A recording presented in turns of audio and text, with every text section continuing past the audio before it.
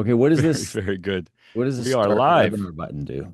Yeah, the start webinar button is kind of like the launch button for the rockets. Hey, everybody, don't mind us. We're just being silly over here. Thanks for joining us again. This is session four, the final session, the closing session, if you will, of the Four Conversations Book Club with Blair Enns. I'm Adrian McIntyre. I am principal of I'm Suite of Blair. Story, a communications firm in Phoenix, Arizona. And I have the pleasure as a Win Without Pitching coach of working with folks in our community, co-leading workshops, and I'm delighted to be your MC, your co-pilot for these conversations. We've got Virginia joining us from Saskatchewan. Hope you can see the Go sky Riders, beyond Rider Pride. beyond the smoke. Again, real quickly, this is book club. So the premise of the whole thing is you have the book, The Four Conversations, a new model for selling expertise. You've read the book, or at least read the table of contents. And if you don't have the book, you should get it and catch up. The audiobook is also available. Audiobooks are books.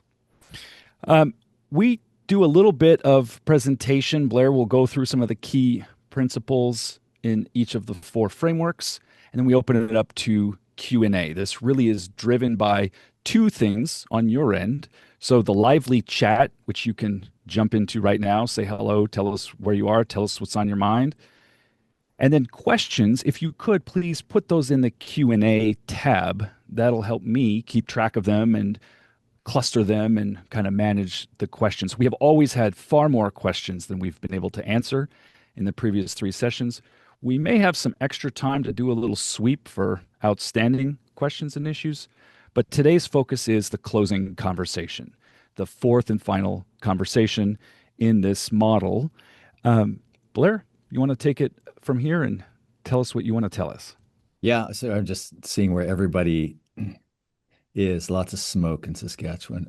I'd Yeah. see somebody's couple people from Toronto. Last week I said, "Oh, I'm going to Toronto at the end of this."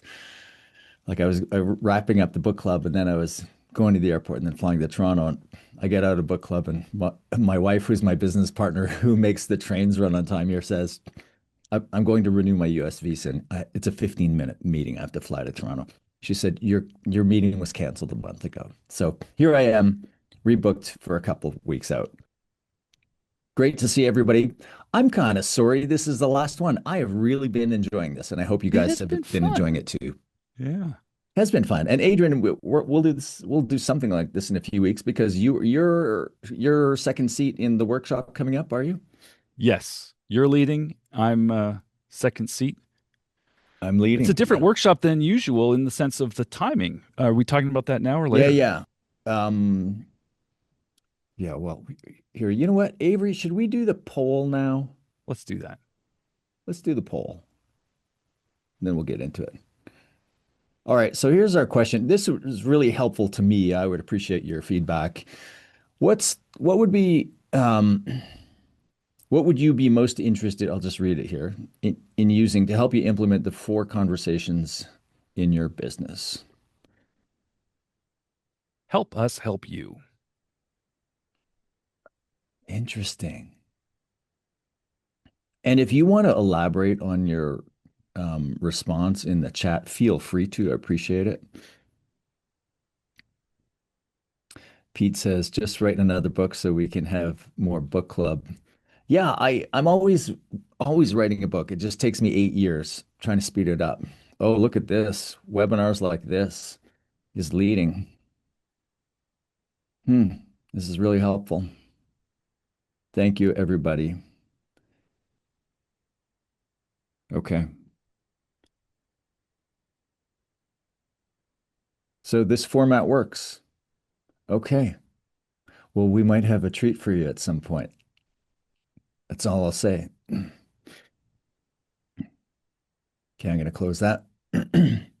Thanks to Joel Kelly for this image. He posted it on LinkedIn, and I messaged him and said, "Can I use this for my book club cover?"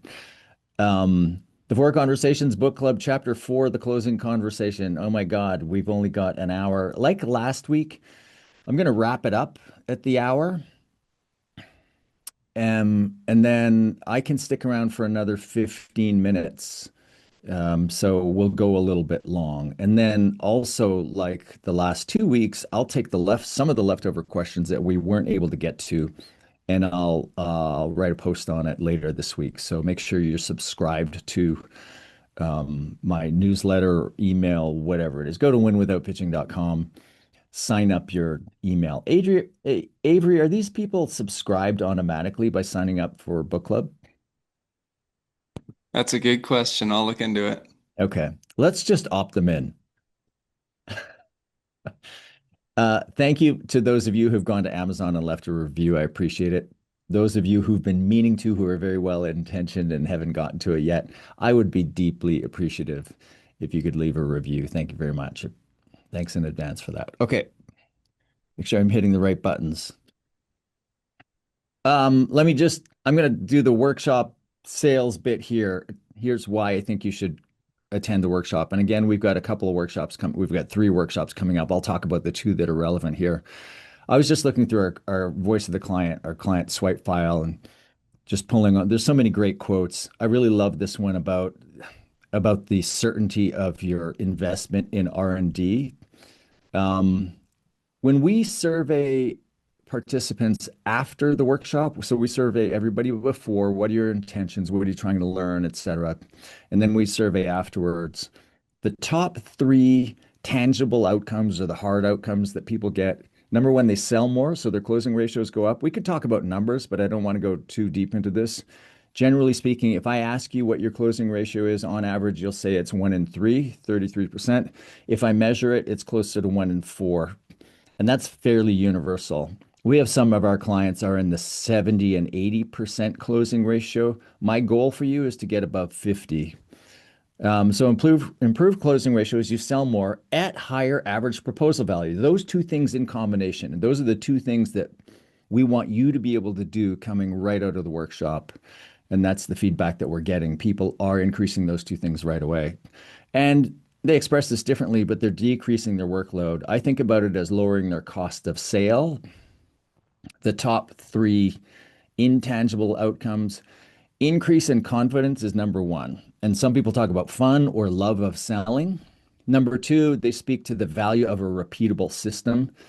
And then number 3, very related to a repeatable system, is shared language. I really like the value of shared language because I always imagine back in my day, I would come back from a credentials meeting, and now we know there is no credentials meeting, right?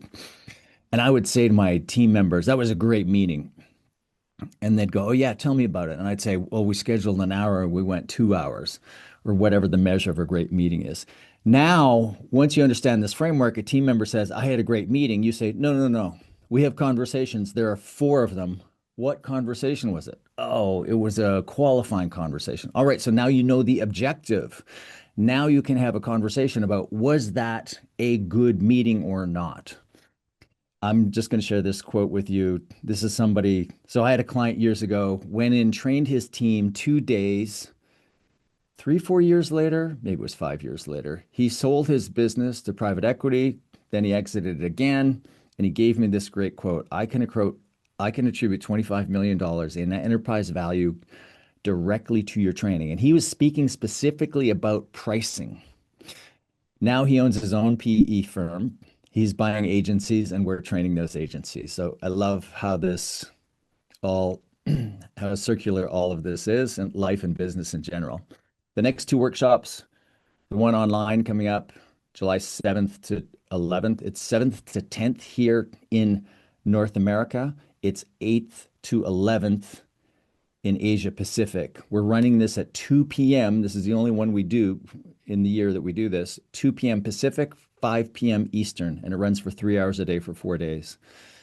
And then our colleague, Win Without Pitching coach in London, Aaron Hutchinson, is running a 2-day in real life workshop. There's still some seats available to that, available to both. So check out both of those workshops. That's the last you'll hear from me about workshops. Well, maybe one quick review at the end. We are in the 4 Conversations book club, where we are talking about this book, The 4 Conversations, a new model for selling expertise. All models are wrong. Some are useful. Quick review of the 4 conversations. There's the probative conversation, the qualifying conversation, the value conversation, and the closing conversation. So at any point in the sale, we simply stop and ask ourselves, wait a minute, what conversation is this? Number one. Number two, what is my objective? Number three, what framework do I use to navigate to that objective? And then additionally, we have this idea of principles. Principles are the ideas that we embody as we're using a conversation's framework to navigate to its objective. And most of the principles that we talk about here are fairly universal principles of how any expert should show up in the sale. So in the qualifying conversation, there are a whole lot of principles, a big section in the book on principles, a small number of new ones in the value conversation, and a small number of new ones in the closing conversation.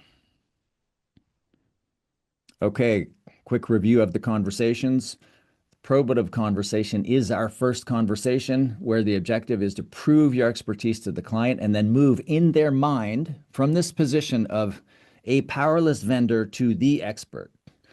And when you're the expert, you have some power to shape how your services are going to be bought and sold, some power to increase your profit margin, to lower your cost of sale, and to position yourself to have your greatest impact in your engagements with your clients. The key to the probative conversation is it happens without you present. It's a function of your strategy, your positioning, and your lead generation. And the idea is we drive inbound inquiries with us positioned as the expert. And that moment in time when you move from vendor to expert in the mind of the client, we have a name for it. We call it the flip. So we're looking for the flip to happen. So when we get to the second conversation in our 4-conversation model, which is the first person-to-person conversation, when we get here, the qualifying conversation, we are already in the power position. Now, the objective of the qualifying conversation is to vet the lead, to determine a fit, see if there's a fit, determine the next steps, while maintaining the expert position in the relationship. So that secondary part is a function of the probative conversation's objective, of having the flip happen. And it is the secondary objective in each of the subsequent conversations. The third conversation in our 4-conversation model we covered last week. It's the value conversation. This is where you determine the value that you might help to create, and then the share of that value that you might command in the form of fees, again, while maintaining the expert position. So in the value conversation, we're focusing the client and ourselves on the value to be created, and we're beginning the pricing discussion. We're not setting price. We're beginning the pricing discussion based on the value to be created. And we're setting up a productive closing conversation, which is where we are today.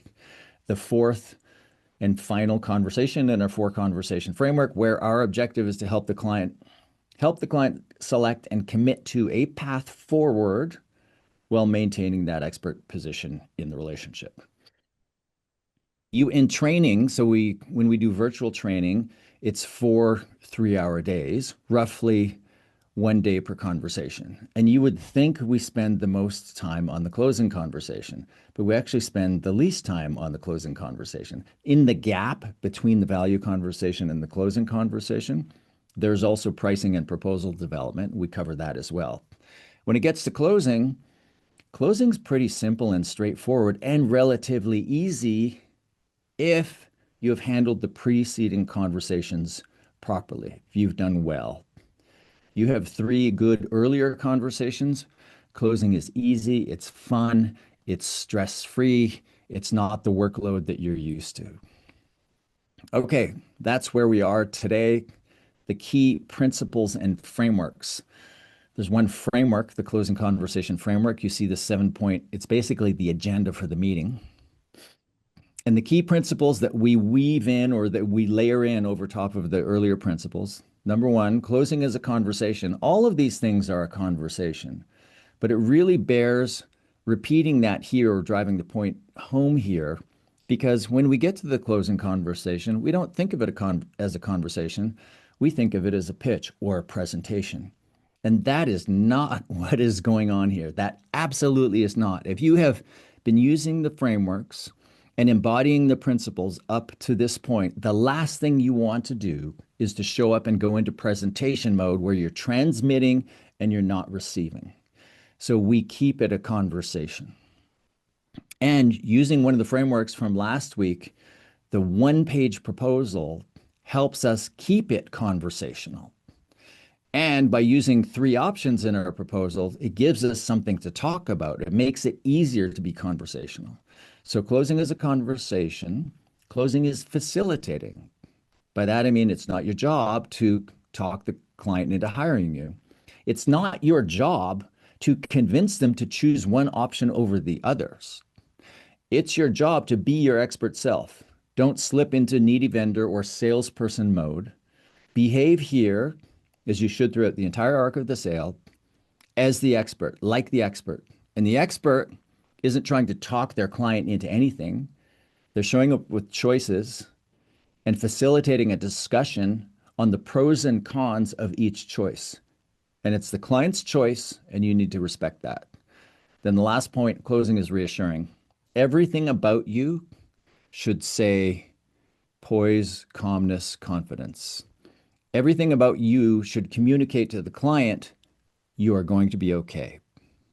We won't get into the psychology of that now, but it's really important that you see closing as these three things: a conversation, a facilitation, and it has to feel reassuring to the client. So your demeanor, your tone and manner is, okay, there's three different ways we can do this. Let me walk you through each of the options, and then let's have a conversation about which one you think is the best fit for you. All right. Those are the key principles and frameworks. I will turn it back to you, Adrian.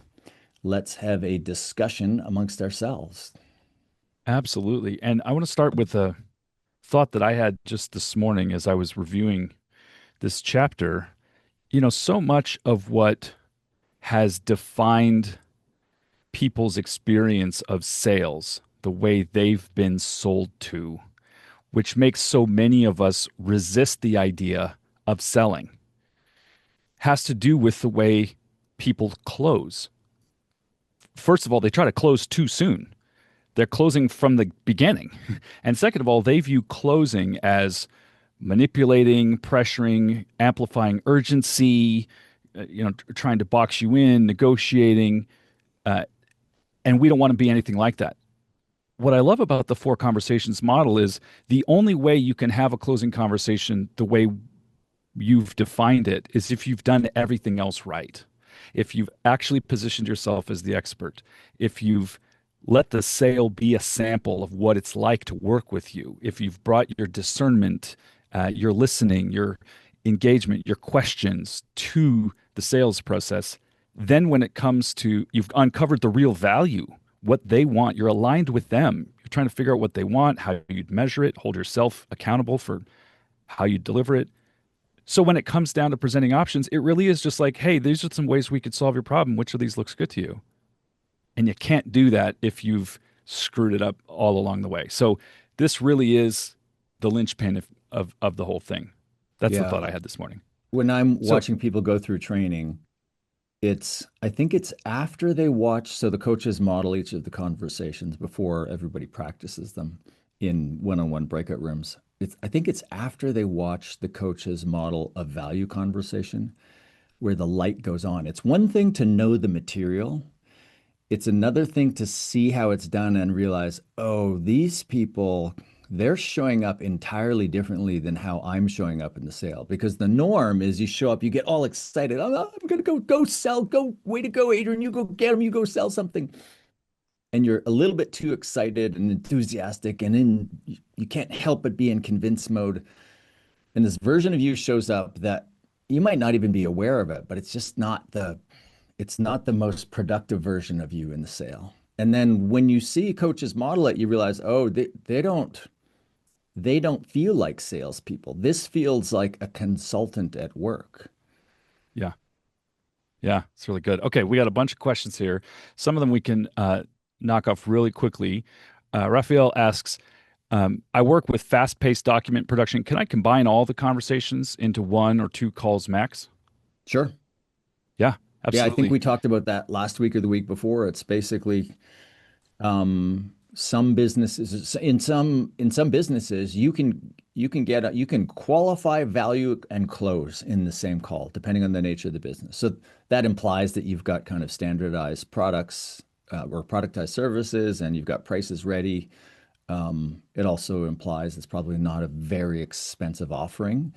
But all those things are fine. Yes, don't. A common mistake is for people who can move quickly, is to unnecessarily break the sale up into these separate conversations. Don't leave the client waiting. A late stage opportunity, momentum is very important. Yeah, for sure. Um, let's talk about one thing that comes up. There may be other questions related to this, but this is a good one. And then there's a lot of good questions here about process and how to handle specific parts of the closing conversation. But the first question is, how do we offer a standard paid discovery phase? This is Yakov. One, take it or leave it fixed price offer, or would we also are there ways to do a three option proposal for three versions of discovery?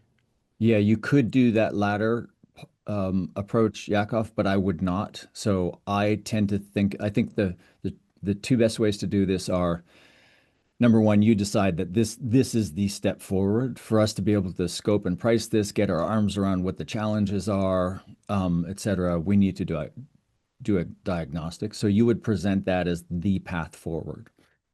Um, and often you're having a value conversation, or even in the qualifying conversation, you uncover all kinds of information, data that doesn't exist, and understanding of things that.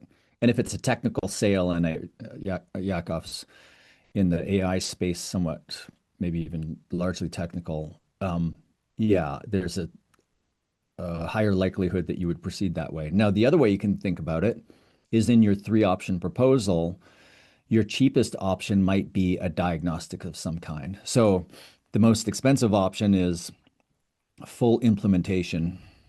And so I think of that as we'll do it. We'll come in, we'll do the diagnostic stuff, we'll make up the plan, then we'll execute against the plan. So I think of it in the Home Depot language. So the expensive anchor option is we can do it. We'll do it all for you. The cheap option is you can do it. We'll simply do the diagnostic, and then we'll give you the findings and the recommendations, and you can implement them yourself. You can shop them around, or afterwards, if you decide you want to hire us to do the implementation, we can do that too. We can have that conversation. And then I like in the middle, the Home Depot option, which is you can do it, we can help.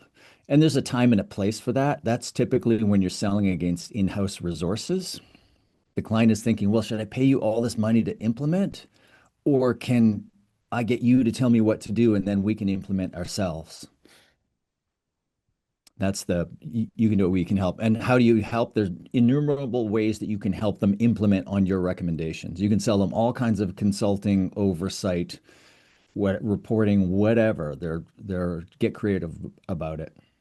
Yeah, I do this with one of my specific uh, service offerings where baked into the offering is a set of manuals for members of their team and a Yeah. training process to skill them up in order to do it themselves. So we're providing the advisory service, the training, the support so that they can do it. Is one way to think about it. Yeah, Related to that's this, a great example. thank you. I learned it from you. Related to this, Annie asks, in terms of price anchoring, if you have three package levels, which are roughly designed for businesses at different scales or stages, small or beginner, medium growing, large established, do you need to price anchor at each level, or does it happen naturally by having the three packages? My top level is meant to be the bespoke customizable package with a starting at number, but the two lower packages are meant to be fairly standardized. I actually think there's a couple of things here in Annie's Yeah. question to tease out. So the first is, let's just talk about having a starting at number on the proposal, and then let's talk about how you think about the three packages. You've touched on this, but I think there's a dimension here that we should Yeah. unpack. So if you're talking about your anchor should not be a starting at price. Your anchor should be really high. Your anchor should be the price that the client would pay with all of the assumptions built in. So the assumptions are let's say you're getting paid based on performance, you hit all of the KPIs. The assumption is that you've created all the value that the client is looking to create. Um, so what you're trying to do, so with starting at, you're doing the opposite of what you should be doing. With starting at, you're trying to find a way to make the price smaller, and I want you in the anchor to find a way to make the price bigger. And when you go into that closing conversation, you're not going to have if you've had a good value conversation, you're not going to have this shock moment. But there are times when you have missing decision makers show up in the closing conversation. They haven't you haven't foreshadowed price to them. So when you put the big price that includes all of the assumptions, there can be some shock, some visible reaction, and you need to know that the client's going to be okay and you are going to be okay. This passes pretty quickly, and it's a powerful effect that will stay there and help you wherever you end up. It will be helpful to you. So resist the temptation to do starting at. That's the first question. And then one thing that I hear, oh, I closed the thing. So, Annie, one of the things I heard in your question was that you are thinking of pricing tiers based on the business. And I would encourage you to adjust the proposal you're sending so whatever three options are on there are targeted for that exact business. So maybe this isn't what you meant and I misunderstood, but if you have a sheet that says, here's the option for small business, here's the option for growing or scaling business, here's the option for enterprise, what you'd want to do is have a proposal for enterprise with their three options, and you don't show them the ones that are targeted to different styles of business. If I misunderstood what you were saying, please correct me. Yeah, I got that too. Yeah. So you think about it that way. So I would need some more information here, but what you said, Adrian, is if there are three distinct segments and you know which segment this client is in, then consider having a three option proposal where you have an anchor for that segment. If you don't know going into a call, if you really don't know where somebody is, or you don't want to have nine different productized services or offerings, then you would just have the one. And the one works really well when the client isn't enterprise, right? So if they're at the second in the middle or the cheap option, then having the enterprise option and price serve as an anchor is really helpful. So two different ways to think about it. Okay. There's a couple of questions I want to bundle here about the mechanics of this. How do you handle this, especially because now so many of these conversations are happening remotely over Zoom or Teams or Meet or some other such thing? Rick asks, let's see. No, I'm going to get to those second. Uh, Josh asks, I'm successfully getting three options on one slide, but now how do I conversationally walk through two slides ahead of it? Restatement of their objectives, desired future state, restatement of our approach. I found it gets into the discussion more gracefully than jumping right into the pricing slide. Is that violating your approach? I think what he's saying is, at what point do I bring up the pricing slide and how do I present what's on it? Yeah. There was more in there, but I like to draw these hard lines, and I'm softer as the years go by. I think in a closing conversation, my still slight preference is the one thing you show is the is the one slide, the one page proposal. Um, some of our very own coaches who are very good at this material and very successful have a preface slide, and that preface slide, and some have two preface slides, but the only thing on those slides are the outcomes of the value conversation. So that's acceptable if you feel you have to do it. My own personal preference, um, and I'm not convinced this is right. My own personal preference is to have my notes and to read my notes. When last we met, you said I asked you about your 3-year vision, and you said these things, et cetera, et cetera. by the way, just quickly on that, Tracy said, I used the 3-year question last week, meeting with an existing client, and it was great. we gained a driver for us to serve him better. Sorry to interrupt. Excellent. Keep going. Yeah. That's it. I think I finished that So point. you would only put up a slide, and I'm with you on this actually, and I don't think there's a right answer. I think it's personal preference. But to me, those early slides put people into passive. Yeah. I'm watching a presentation mode. There's nothing wrong with it, but there's nothing right with it. What I like to do is what you're describing, Blair, and that is we verbally recap. This is what you said. These were the metrics we talked about.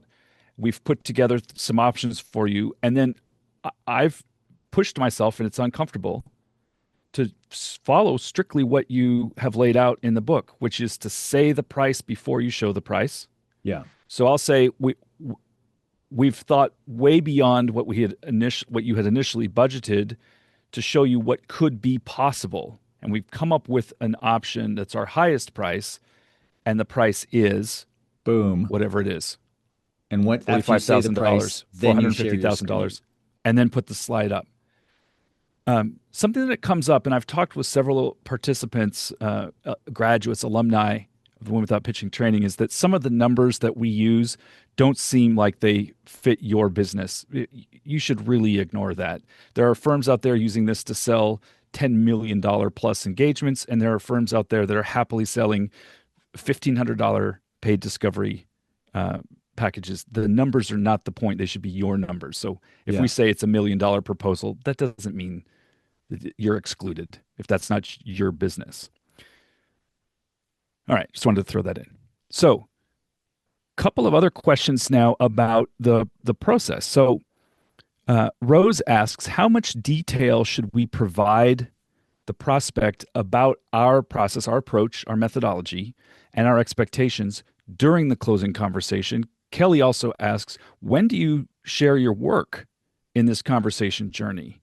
That tends to be the presentation element. And when I've skipped reviewing relevant case studies, prospective clients have said they felt we were unprepared. So methods. Yeah. Proof. So case studies, we've talked about this in the week 2, the qualifying conversation.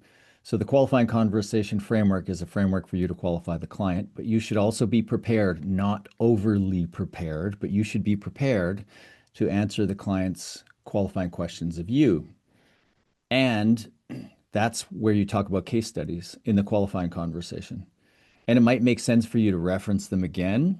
If the value conversation is a separate conversation, you have new people, missing senior decision makers showing up to the value conversation, it might make sense for you to reference them again. And it might make sense for you to do the same in the closing conversation if you have missing decision makers.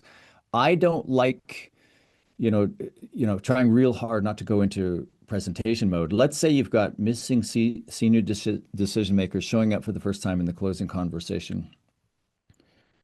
I would prefer you walk through the options, and then if you've got an elaborate anchor option and you've got a case study for it, you can say, I have a case study I can share with you afterwards, or somebody who did exactly this. I have a case study of this. I have a case study of this. Look for the appropriate time to drop in your case studies for those who haven't been exposed to them. The question, where do you show your work? I assume that's what the questioner meant. Where do you show your work?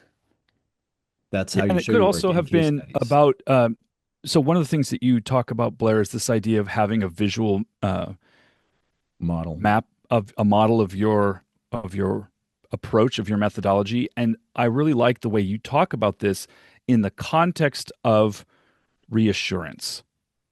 In other words, this is not about proving something to the client or showing some unique, this is not differentiation. This is not any of the things. This is, let me show you how this is going to go.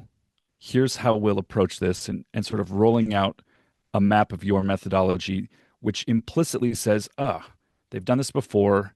If they do it the same way as they've done it before, we can expect the same results as they've gotten before, things of that nature.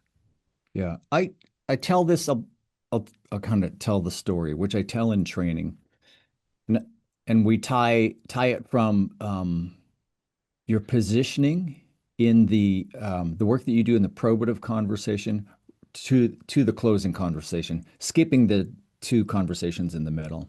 But you'll see how these 2 things build on each other, and the power of process where it comes from. So imagine you're giving a speech. You've identified the conference where your most highly coveted prospective clients attend. So you get up there, you give a speech. You give a speech on a very, narrow sliver of your content, narrow and deep. And people show up for the content, but it's the ideology, it's the perspective, the point of view that resonates with them. And we talked about this in week one. Perspective should resonate, it should attract and repel. So your most highly coveted client is in that room, and they're bowled over by what they hear from you. At the end of the talk, they walk up to you and they say, they profess ideological resonance. They say, I thought I knew this topic, but you caused me to think about things in a whole new way. You're changing the way I'm actually thinking about this business or this part of my business. Or the reverse of that is, you and I are ideologically aligned. I listened to your talk and I thought, yeah, you get it. I get it. These people, they don't get it. We get it. We're ideologically aligned. And then the client says, I want you to be in my office at 9 a.m. tomorrow morning. I'm going to hire you. So you show up the next day, and the client is still effusive with their praise about the ideological resonance. And then they say, I'm going to hire you. I'm going to let you come in here and give you carte blanche. You can do whatever you want. Do whatever you want, and I'll pay you whatever you want. I will not question your bill. The world's best client. I only have one question for you. My question is this: how is this going to work? Now, you're not going to be asked that question directly, but you need to answer it. How is this going to work? And I hire you, you come in, I give you complete carte blanche to do whatever you want. What are you going to do? And in that moment, that's what Adrian is talking about. You should be able to roll out a map on this person's desk. And that's a visualization of your model, of how you work. And the more specialized you are, the longer you've worked from a perspective, the more novel this will become. But in the beginning, it's not very novel. It's 4 steps: diagnose, prescribe, apply, reapply. It's basically some version of that. A little bit of it's specific to you. But you've got a perspective, so you have an ideology. Out of that ideology falls a way of working. You roll out the map on the desk and you say to the client, here's the journey I'm going to take you on. First, we do this. It's the diagnostic phase, and then it's the prescription phase, and then it's the initial application of therapy phase, then it's the ongoing reapplication as necessary. And in that moment, in that map, if the client does not see your ideology, your point of view, your perspective, like imagine I showed up, I get on the stage, and an agency owner comes to me and says, I always knew we could do this without pitching. I always knew it. You're hired. Come in tomorrow morning. And then ask me the question, how's this going to work? If I showed out a model that shows them how to win more pitches, then in that moment, they're struck with the realization, that perspective, that ideology that resonated with me, that's not belief. That's just bait. So that's how these things are tied together. I said closing is reassuring. Process reassures. Process frame case studies. So take these 2 things that you show in the qualifying conversation. When the client is qualifying you, you do need to find a way to show these things. Here's our visual model, number 1. So if we work together, this is how we're going to work. And if you have a perspective imbued into that is, here's how we bring our perspective to bear on your business. And then after that, here's a case study of how we did this in somebody else's business. With that case study, the process frame case study that mirrors the methodology, the process, you're proving that you actually work the way you claim to work. And in the creative firm space, creative firms are guilty of just making this shit up, right? So a client their eyes glaze over. Oh yeah, another agency with a process. You have a model, it's codified. Little variability in process equals little variability in outcome. And then you prove visually that you actually follow the model. That is reassuring. Two quick thoughts on that, and we got a bunch more questions. The first one is, you can't do that unless you have followed the first proclamation, the imperative to specialize. If you are still trying to be a generalist who can solve all problems creatively for all people who have problems, you won't be able to lead with, here's how we work and here's how we solve your problem and put up a fixed way of working. The second thing is I love an example you gave, and I think it must have been in a Two Bob's podcast, maybe the one where you're talking about alternate forms of reassurance. But you talk about how you answer the question, so what happens next? And the wrong answer is to say, well, we'll get a few of your people together and we'll kind of figure out where to go from here. The right answer is we're going to have a meeting that starts Tuesday at 9 a.m. It lasts 3 hours and 45 minutes. It involves you, your director of marketing, and your head of paid search or whatever, right? Whatever the specifics are. The clarity answers a question they didn't ask, and it really helps. All right, we got a bunch. So you and I love talking. We should answer some questions. Um, okay, sending the proposal in advance. Dan says, if I must do the closing conversation virtually, do you recommend sending the one-page proposal shortly before the call and then we chat about it, or have the convo first and then send the one-pager? Obviously, I don't think you ever have to send the one-pager, but you certainly can, and it's never before you've had the conversation. Yeah. And Desiree, let me just add this one on and you can answer. Desiree says, I have a question about this. For clarity, I've struggled in getting clients to set a meeting to review it versus simply send me the proposal and we'll let you know. Am I wrong not to send it until a meeting is scheduled? And I'm worried that this implies you're sending it in advance, just like Dan. So let's address this. Yeah, don't send it in advance. I also read into that last question that there's a power problem there. They're seeing you as a commodity provider. So the flip hasn't happened back to the probative, the work that needs to be done under the banner of the probative conversation. You should think of this as a trade. It's basically the client wants a proposal from you, where if the reality, it just occurs to me, the reality might be the client doesn't want a proposal from you. You want to create a proposal for the client. But think of it this way. The client wants a proposal from you. You will get them a proposal in exchange for a small number of reasonable things, which is, yeah, I'll do a proposal for you. Just let's agree that I'll share that with you in a meeting and we'll review that together. No, just send it over.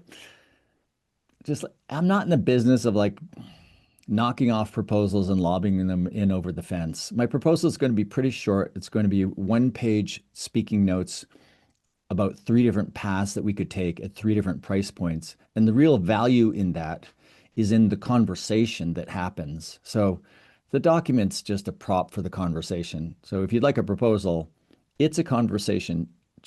Shall we proceed? Would you like to have a conversation? Shall we set a date for that conversation? That's how I would handle it. Yeah. All right. A couple of questions about what happens next after the conversation. Rick asks, how common is it for a client to actually choose a direction and agree to one of the options and to an engagement during the closing conversation? I usually get, okay, we'll think about it and get back to you. Melissa says, I work primarily with homeowners. Most of the time they want to go home and think about or discuss the options further before they decide, am I doing something wrong or is this to be expected? And related, Kyle asks, hi Kyle, nice to see you.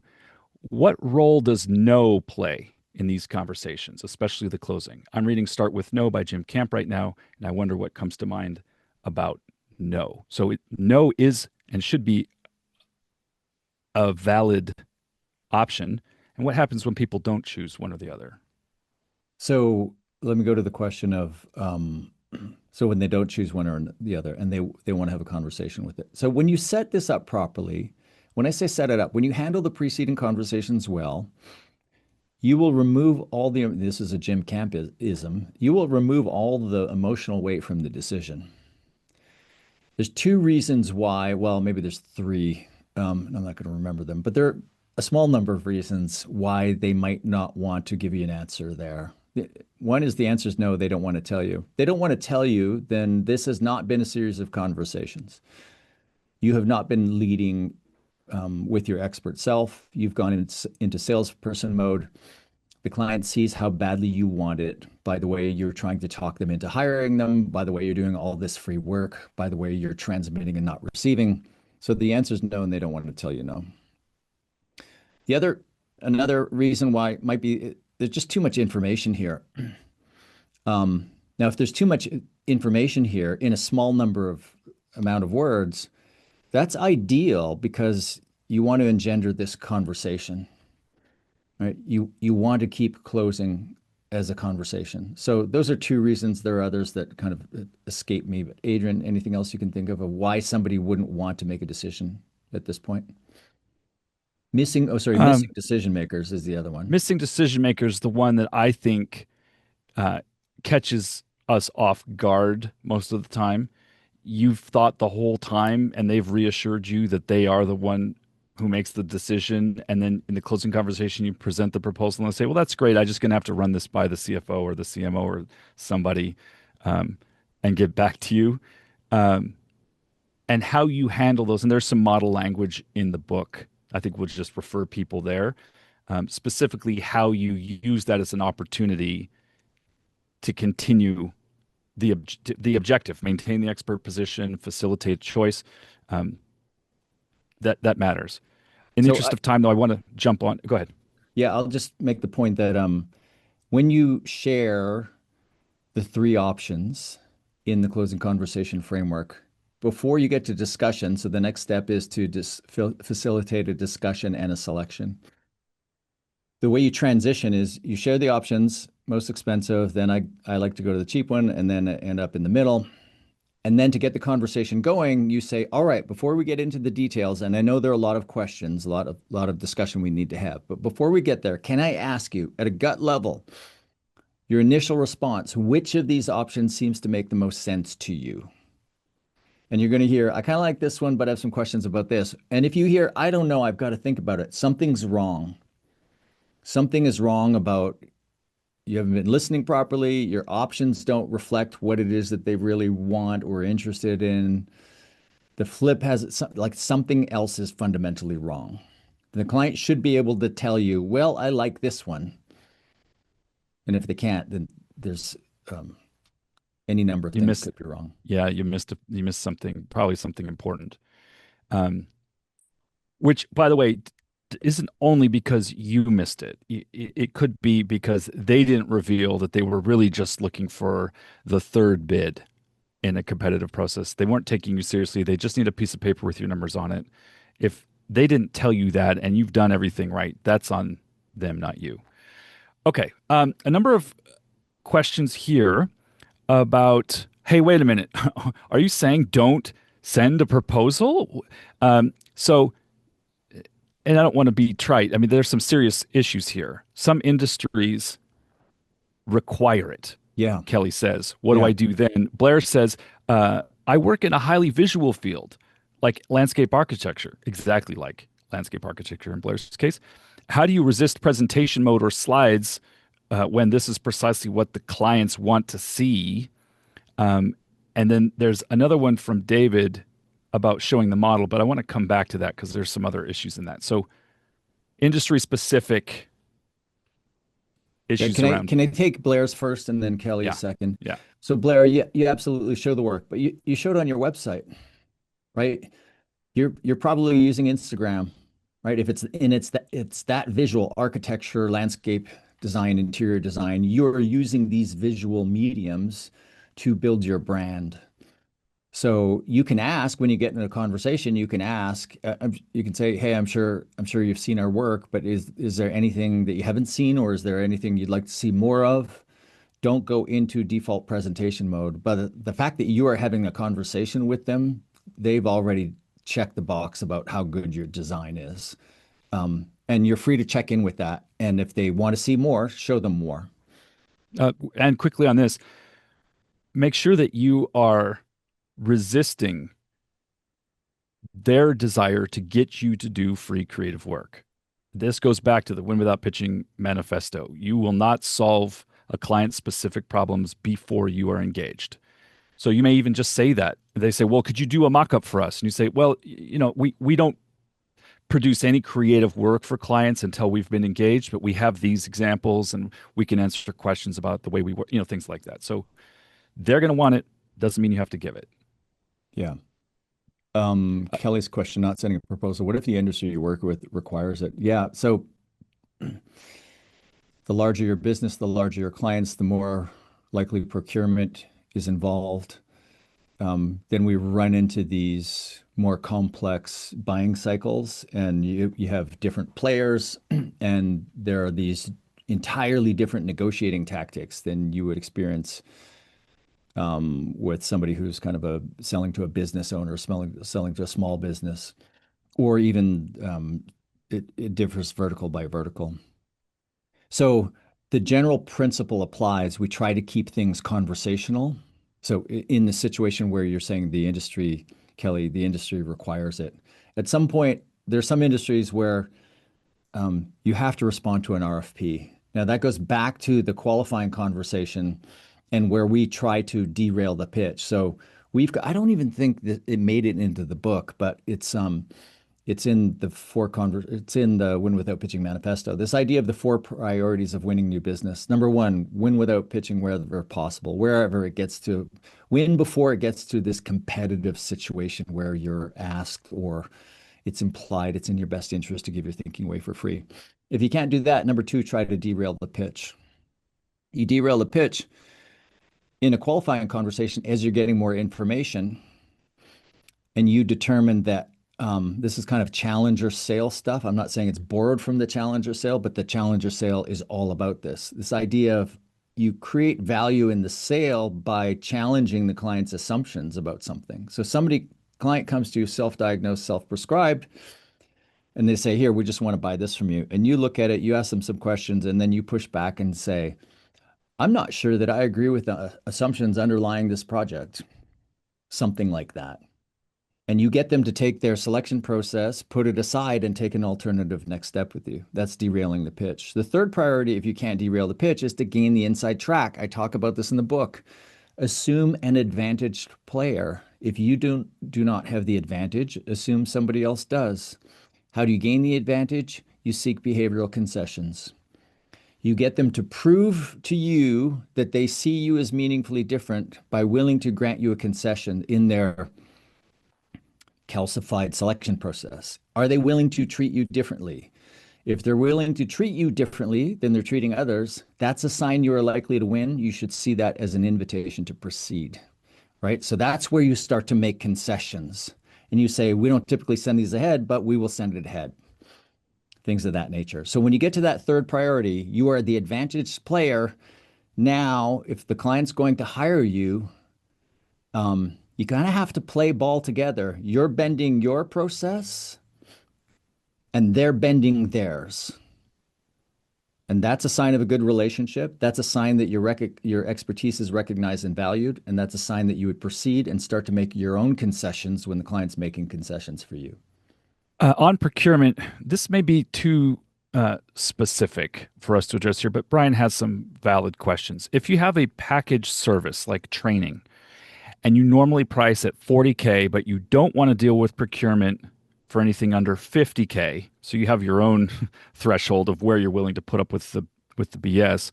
What's the best way to handle this? Is it okay to give a 10K discount if the client can bypass an MSA process and buy it as is?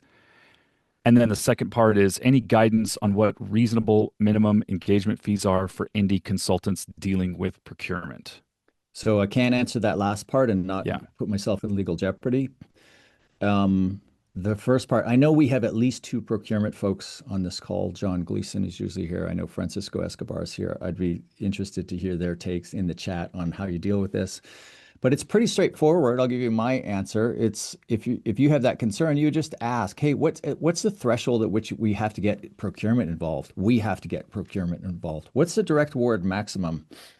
I have a client who's a solo consultant. He's also a pretty good friend. And I was looking at his revenue by client. He had this really interesting revenue of like just under $200,000 for a consulting engagement. And it's just a quarterly consulting engagement. And I said, that's an interesting price. How did you arrive at it? He said, the procurement ceiling, my client said to me, if we go above 50K a quarter, I have to go to, and I think that was the number, I have to go to procurement. So it's like 48.5 or something times 4. So it's a valid approach. Just ask the client. If the client wants to work with you and wants to hire you, most of those clients are willing to, make things smaller to make them easier to go through the system. Okay, Blair, I have a bunch of questions here that are really important. Some on sort of soft skills and your own psychology from Claire in Virginia, some other specifics on pricing. But some of folks are not going to be able to hang around past 9 o'clock. So I wanted to give you a couple of minutes now to say anything before those who need to leave do leave. And then if you can stick around, folks, we'll be here for another 10 or 15 minutes and we'll keep answering questions. Yeah, great. We'll just put a bow around this. Closing conversation mastery. It's like the value conversation. Um, you want to develop a one-page proposal template, and you want to record and review 5 closing conversations. I'm a really big fan. Like we build it into everything we do at Win Without Pitching, and we still don't do enough of it. We're not rigorous enough. We don't do it often enough. You really should have after action reviews after key meetings, especially closing conversations.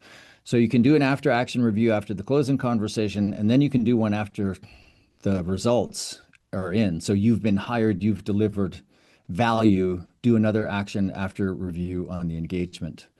I don't think enough people, enough firms are reviewing sales conversations, and we're all recording them now via Zoom, etc. I talked last week about the Academy. The Academy is our online, it's our post-training resource. So it's a combination of community and all kinds of content. You get access to the Academy through training. And these are the next 2 workshops. Um, you want it, yeah. So I'll stop there. I didn't have anything to say beyond that. Do Great. consider attending a workshop to go deep into this stuff, and I will hand it back to you, Adrian, and I can stick around for another 15 minutes or so. Great. So, again, if you need to drop off at the top of the hour, thank you so much for joining us. You can find us both on LinkedIn, but Blair in particular is very active there with responding to questions and comments. He posts from time to time some of the follow up to that's been stimulated, some of the thinking that's been stimulated by these book clubs. So that's the best place to go if you'd like to continue the conversation. Just find Blair in your LinkedIn feed and have at it. All right, some other questions here. Um, Scoping, this is Sean. Scoping and discovery for the 3 proposal options is a large sunk cost. The fact that you're mentioning scoping lets us know I think there's some industry specific stuff here. Part of the WWP principle is to sell with the lowest sunk cost. Don't overinvest in the sale. But the research, brainstorming, and accurate predictive scoping seems to be unavoidable. By the way, I've seen this in a lot of event production companies. You can't do this without a very specific scope. Is the large skunk cost? That's interesting. Is the large sunk cost of scoping a necessary evil? No. If you have to do a whole bunch of work to write a proposal, you should get paid to write that proposal. How you get paid is you sell a diagnostic. It doesn't have to be massive. It just lets you go get all the information that you need to get. And the more kind of properly positioned or the better positioned you are, the less of an issue that is. What do you say, though, to clients who, because the actual execution is going to, in other words, they have to manage inputs of time and materials, and that varies significantly. I'm thinking of one of my past clients, for example, who, depending on the engagement, could have done something for $10,000 or for $650,000 and anywhere in between. And it had a lot to do with very specific things around inputs. How do you avoid that, especially if there's a competitive bidding process? I'm not sure I understand the question. Yeah. So somebody I'm trying to had, avoid being too specific, but you know, they're working in a space where understanding the client's needs and then really providing a detailed estimate is necessary to even be able to put a put a price tag on the yeah, thing. there are Yeah. some businesses out there, quite a few actually, where the first step is always a diagnostic. So don't be shy. If that's how you need to work, go ahead and set it up that way. So you close on a diagnostic at the end of a qualifying or even a value conversation. Um, And so what And do I think the other option is probably it's not exactly productizing or standardizing the service, but you might have three standardized examples where you might be able to say, listen, we'll give you a specific quote on your project once you've selected what it is you're looking for. But typically we would do something like A for 12,500, something like B for 350,000, and something like C for 750. I mean, there really could be that range for a single client. And then at yeah. least you've given them a model, um, and you've anchored high. So I don't know. I don't know. Yeah. You know, All right. case studies are invaluable. You should There you go. build a library of case studies so that and for each of these specific situations, you've got a case study that's pretty close to it. And in that case Anonymous. study, you can talk about what the client paid. Yes. Yes. And preferably the results, the outcomes that they Yeah. got from having paid that. Anonymous asks, how many options are too many? I have five. Is that too many offers? Yes, five is too many, I believe. So there's probably science on this, three versus four. I don't need to see it. I know intuitively that as soon as I go from three options to four options, um, it causes me some stress. When I'm buying, so I always talk about the car wash that I drive, the automatic car wash that I drive through in the big city, an hour away from me. It drives me batshit crazy that I have to spend some cognitive load deciding between the two middle options. I'm resentful every time that they're making me think because reflexively I would just always get the middle one. So the paradox of choice kicks in at some level where people are overwhelmed by too much choice. It's certainly at five. I feel like um, four gets there. Now, having said that, I just reviewed a page on our website, a new page, an e-commerce page design, where there were four options, and I approved it because the fourth option is the anchor is only relative to a very small audience. Most people will just look at it and go, "That's not for me. The other three are for me. Now I have to choose between these three." Years ago, at the University of California, Berkeley, my office was just down the hall from the late Alan Dundas, who's a folklorist, who's a magnificent scholar, just really interesting thinker. And he had written an article on how uh, the Western mind, now take that with a grain of salt, the Western mind is three determined.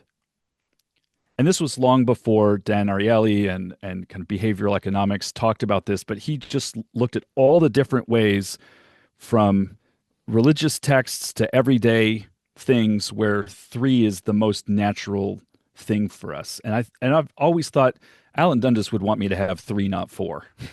So just as a way of honoring his memory, I stick with three. Four doesn't have a middle. What, Right. you know. All right. So Matt makes a very good point, by the way. Thank you, Matt. He says sometimes it causes too much hassle for clients to get us on the approved supplier list just to do a diagnostic piece of work. But the flip side is when they do, the sale is much easier. Yeah. Thank you, Matt.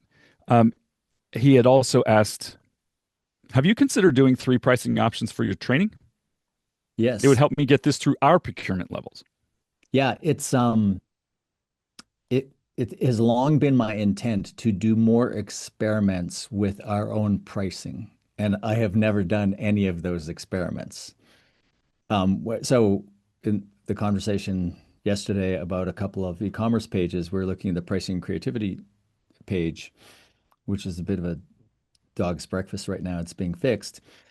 And the designer had nudged people towards the middle option by saying most popular and highlighting the middle option at one. So the prices are $100, $199, and $320. And I said, well, interestingly enough, the most popular option is the anchor, I've known this for 7.5 years. So 7.5 years ago, I should have changed the prices. I should have raised the prices of the middle and the expensive option. Um, and that would have been an interesting pricing experiment, but I'm too busy doing other things instead of running my own pricing experiments. Thanks for the suggestion, though. There was several. Um, people weighing in both the Q&A and the chat on your closing the loop email, the so-called magic email, as something to use when uh, prospects go dark or ghost. And aside from affirming that I know that works, when every time I've used it, I've gotten a response one way or the other. Anything else you would add there to what you might do in a situation beyond? And by the way, the link is in several places. So, folks, if you don't know what we're talking about, check out the article on the magic email.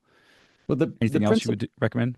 the principle behind it. So it was I don't know who the original author is. I'm given a lot of credit for it. It was taught to me as a voicemail script 23 years ago, and I don't know the source. And the person who taught it to me didn't know the source, so I don't know where it's from. But I would say the key idea there is it's a Jim Camp. It's the idea I get from Jim Camp, which is this idea of removing the emotional baggage or weight from the decision. It's an example of the principle of feel free to say no. If we preface our requests with the words feel free to say no, we remove the emotional weight, we increase the likelihood we will get a response. Might not be the response we're looking for, but we'll get a response. And why that email is a version of this principle of feel free to say no is you're undoing the you're unweighting, you're removing the weight that you have previously placed on the client. They're not replying because A, they don't know what to do, and you're not helpful to them. And you're clearly a biased person who's they can't have a conversation. Hey, I'm just not sure whether or not we should do this with you or not. You're going to talk them into it. Or B, they've decided to hire somebody else and they just haven't gotten around to telling you. So Yeah. that email is about removing the emotional weight. It's just business. It's just, I get it.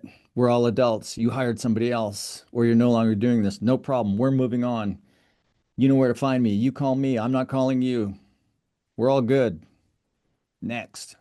Khadija asked an important question. How long would you recommend until you send that? Oh, you have to use your intuition on Yeah. that. It depends on how frequently you've been pestering them up until that point. But I have sent that email 6 months later. I'll clean out my inbox and go, oh, here's something that went dark. I just completely forgot all about it. And I'll just say closing the loop or just like just closing this file and then the email. A couple of really important questions. One from Claire. So these are kind of on the soft skills or the mindset or both. Claire asks, there's a lot of importance on strong facilitation skills in all of these conversations, but most notably the closing conversation. I'm not sure it's any different than the others, but I do think you're right. The art of conversation and facilitating conversation is required here. Do you have any tips on how teams can improve their facilitation skills? Uh, I will venture a guess that you and your teams are already good at this Yeah. in Yeah. different contexts. The problem is the context. In a sales context, you forget there's only a very small version of you that shows up, and it's the salesperson, needy, transmitting, fake smile, um, thinking about what do I say next. And one of the reasons I wrote this book is I want you to feel free to take that version of you and just let it go like for forever. And then now you have this void. Who shows up in the sale?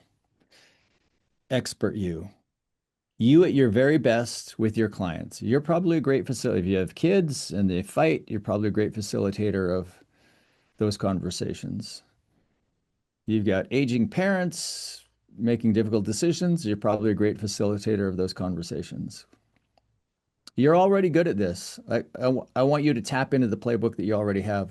So it is a fun, it's a, I can keep giving you more information, but at some point, a fundamental shift in your thinking has to take place, and it will not occur through reading more information. It occurs when you get in there, practice it, somebody models it for you, and then you're able to do it once and you go, ah, that's it. That's the version of me that I bring forward in this situation. Yeah, I couldn't agree with you more. And this is directly in my wheelhouse. I lead a workshop in my own practice called The Art of Extraordinary Communication. And when we talk about conversation skills, it's exactly what you're saying, Blair, which is you actually already know how to do this. And there are things in the way that are preventing you in this moment from being that natural, relaxed, uh, great conversationalist. And so some of that is the internal dialogue you're having. You're not listening to what the other person's saying, you're listening to what you're saying about what they're saying, thinking about what you're going to say next, looking for a way to get put your point in. And these are all things that you can unlearn, but it does require just like you can't ride a bicycle, learn how to ride a bicycle by reading the manual or talking to a Tour de France winner or hiring a coach on Zoom who will talk to you about what you need to do. You have to actually go do it because there's a feeling called balance, and you only get that Yeah. when you have practiced it and found it for yourself. So related to this is Virginia's question. Curious if you've ever dealt with imposter syndrome and how you dealt with that in terms of sales and pitching. I find this all very liberating, but it still hits anxiety hard. And she mentioned in a follow up, maybe this has to do with the way sales is perceived in the world. Oh, I don't, so I'm triggered by imposter syndrome. Um, I don't like that we've labeled this. I don't like that we talk about it so much. I'm not saying this phenomenon isn't real, of we're in a place in our lives where we feel like, well, I might be in a little bit over my head here. The mistake, I think, is the idea that you have to show up and be brilliant. Back to Jim Camp, we keep invoking Jim Camp. And I always say it's a good book. It's got a small number of really great ideas in it. It's not a great book. It's a good book with a small number of great ideas. And one of the great ideas, which I don't fully agree with, but it's valuable in many contexts, is Camp says that in any negotiation, only one party can feel okay. And he says it should be the other party. So he goes so far as to say, if you're a woman, you should knock your purse off and spill the contents on the floor and like fake vulnerability. I think that's ridiculous. That's going too far.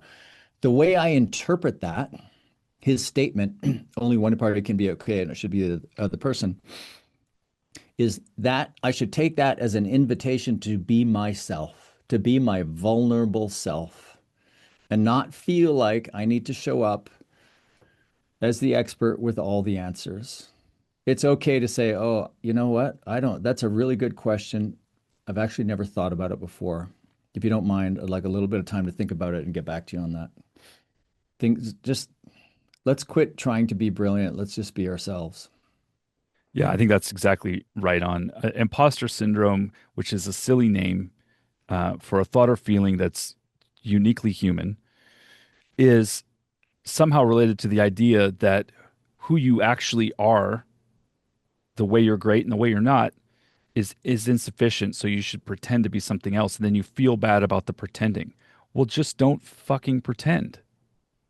Be, be Yeah, yourself. You're great enough. answer. Like, and this whole methodology is about not only you being yourself, but inviting your clients to be themselves as well. I mean, the very first question, the desired future state question we talked a lot about, puts them into their real life, in their real future, looking at what really matters to them. If you're doing that in order to try to get some leverage in the sale, you've already lost. If you're doing that to connect with this person, what matters to them, and how you might help, you're in the right place. Okay. Um, I typed a couple answers to questions. Yakov had a Great. great question about um, recording conversations. How do you get permission? And so I used to ask when these things were new, and now I don't ask. And if I sense the client's uncomfortable about it, I'll say, "Oh, are you? I've got Fathom, my note taker, in here. Are you okay with that?" And if they don't want me to record it, I don't record it. I think Um, it's time. Anonymous Can we asked take one more? it's time. So here's the Anonymous asks about guarantees. Would you include one? Would you recommend it is the question. What are some alternatives? Sorry, asked about guarantees. Yeah. I Would you love include that in the guarantees. offer? Yeah. I love guarantees. I think you think of the four priorities. Second priority is to derail a pitch. How do you do that? You do that with a guarantee, or guarantees are helpful then. So there are two things. There's a guarantee that you use to kind of derail a pitch or to close a deal, where you would guarantee up to the diagnostic findings and records. So up to diagnose and prescribe. You would say, listen, why don't we begin working? We'll do the diagnostic phase, then we'll present our findings and recommendations. At that point, if it makes sense to proceed, we'll proceed on this basis. But if at that point you feel like you've made a mistake, we're not the right firm for you, we'll part company right then. And I don't want to keep your money. We'll give you your money back. So there's no strings on the guarantee other than all the senior decision makers need to be involved. Now, the issue of guaranteeing setting price in the guaranteeing outcomes, that's simply just performance pay. That is your decision as a business owner on whether or not you want to get into that. I do like the technique in the value conversation of anchoring against guaranteed value, where you're trying to get the client's high end of the price range from them. And you say, if I could do this, would you pay me 100,000? And they say, no way. You might say, well, what if I guaranteed the outcomes? If I guaranteed you that these things that we're talking about, they happen, would you pay us then? And this is just a hypothetical conversation. It's a technique. It's not a step in the process. So if the client says, well, you can't guarantee it, or are you saying you're willing to guarantee results? Your reply is, I'm not sure yet. Haven't thought about solutions. But if I did guarantee it, would you pay us $100,000? Yeah, if you guaranteed it, sure. Great. Now I have my high end of the range. And when I retreat from the value conversation and I work on my proposal, I ask myself, do I want to put forward a guaranteed solution? If the answer is no, then my anchor price option, the most expensive one, needs to be less than 100,000. And when I come back in the closing conversation and I recap the value conversation, I get to the part where we talked about price. I said, would you pay us $100,000? You said only if we would guarantee it. All right. I've got three different ways to work that we can work together at three different price points. Unfortunately, I don't have a guaranteed solution. So I don't have a $100,000 option. My most expensive option is $80,000. It's pretty elaborate, high degree of certainty you'll hit the outcomes you're looking for. Let me walk you through it. I think we need to stop there, Adrian. Yeah. Yeah. And this is one of those things where the book does a really good job of walking you through a kind of stylized example, and there's a lot of nuance packed into that example. So if you haven't yet had a chance to pick up the book at the very end of book club, I'd be remiss not to say, go get it. It's not too late. Um, you're not Some in people are school. thinking, yeah, maybe this is worth There's reading still now. time to do your homework. And I just want to thank everybody before I thank you, Blair. I want to thank everybody for joining us because I could tell from the questions and the comments throughout the last four sessions that we've had that people are doing exactly what we want this work to do, which is you're pulling it into your actual life. You're struggling or grappling with the things that are very real for you, and you're looking for ways to not only improve your sales and make more money, but to actually help people and make a bigger difference. So thank all of you for doing the work that you do, and for the way you've showed up and engaged here, not just with us, but with each other. It's been very, very inspiring. And Blair, I want to thank you. This work is super helpful, super important. It provides clarity and a high level of integrity in a field that, not in its principles, but in its practices, often lacks both. So thanks for that. And thanks for doing these sessions. Thanks, Adrian, and thanks for being my co-pilot on this journey. This is a lot of fun. I love hearing your answers to the questions too, as I do in training. What's interesting about training is I lead all the public workshops, and we cycle through different coaches in the second seat. So you get to see two different coaches, how they handle different things, same materials, different people. It feels different, but the end outcome is the same. And thanks to Avery for running everything behind the scenes. Thank you, everybody. Keep in touch. If you have any questions about the workshop, feel free to shoot me an email, blair@winwithoutpitching.com. I'm Blair Enns on LinkedIn. We'll see you somewhere sometime soon. Oh, I'm so sad this is over, but it's been a ton of fun. Thanks for coming along. Bye-bye. Take care.